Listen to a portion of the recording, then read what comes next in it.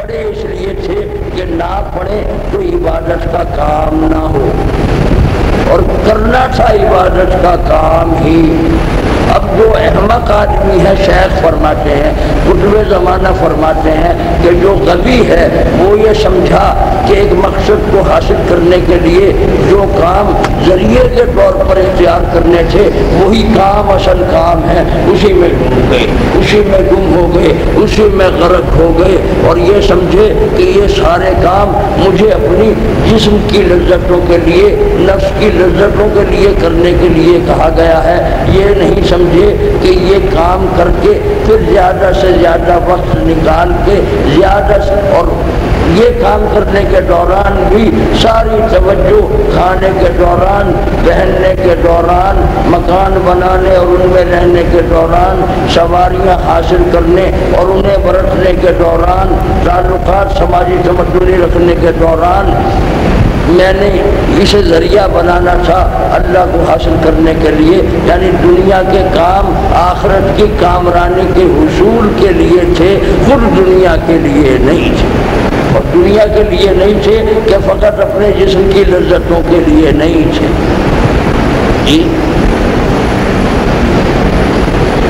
جہاں ہے تیرے لیے، نہ تو زمین کے لیے ہے نہ آسماں کے لیے، جہاں ہے تیرے لیے تو نہیں جہاں کے لیے۔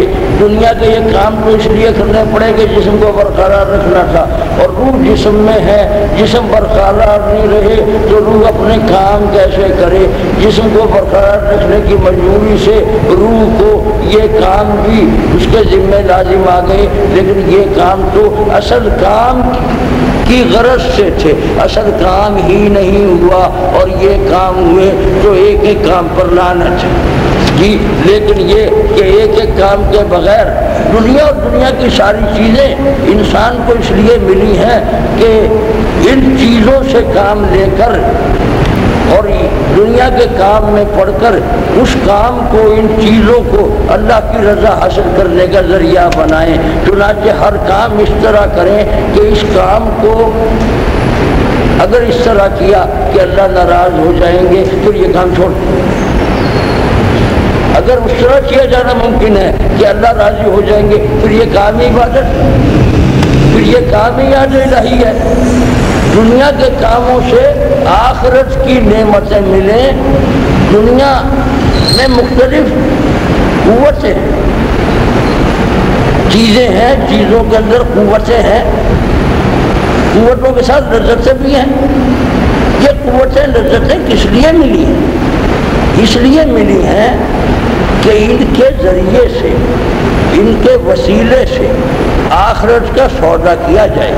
دنیا میں سب سے بڑا مسئلہ معاشی مسئلہ ہو گیا نا، بن گیا اور بنا دیا گیا، رزق کا مسئلہ، پیٹ کا مسئلہ۔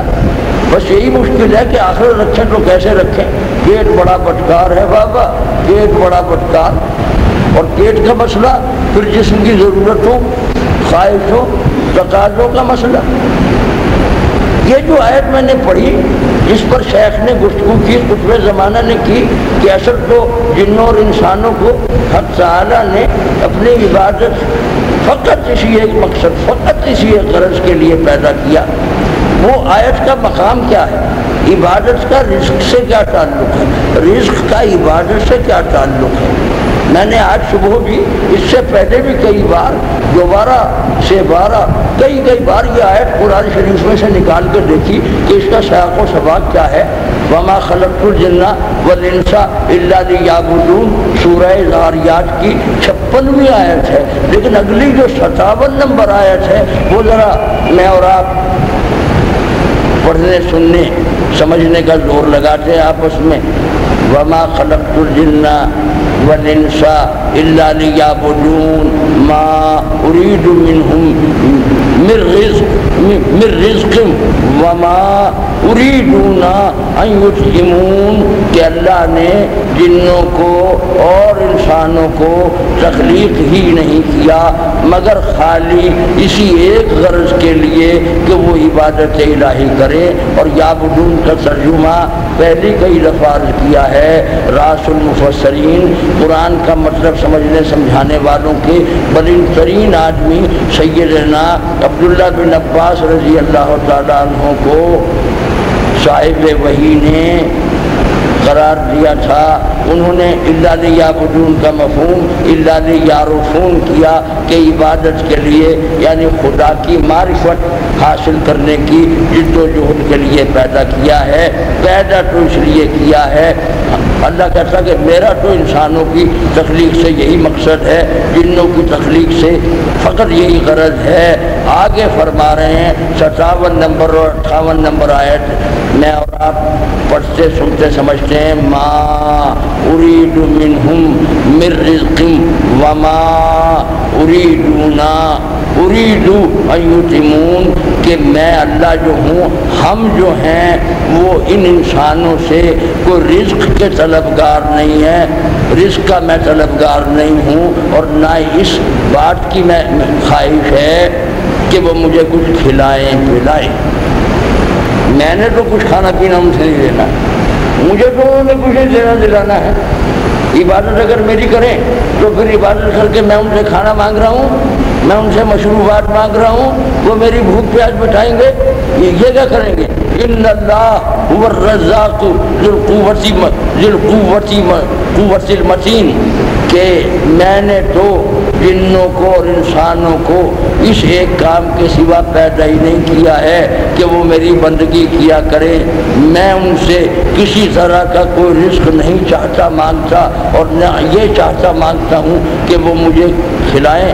اللہ تو خود ہی بہت بڑے رزاق ہیں, وہ تو بہت ہی قوتوں والے ہیں, وہ تو بہت ہی زبردست. اب رزق کا مسئلہ مجھے اور آپ کو درپیش ہے.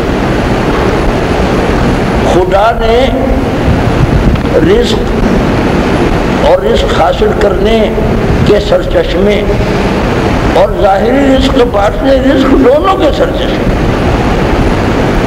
اپنے پیدا کیے ہوئے سارے جہانوں میں جو کچھ پیدا کیا وہ انسانوں کا رزق ہے, اور رزق حاصل کرنے کے اسباب بھی پیدا کیے.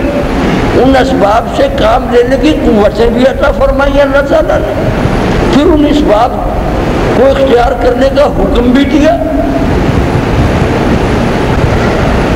مگر اسباب اس نے اپنے ہاتھ میں رکھے. ان اسباب کا نفع ہوگا, وہ چاہیں گے تو ہوگا, وہ چاہیں گے تو نہیں ہوگا. اس لیے اسباب پیدا کیے, اسباب کو اختیار کرنے کا حکم دیا.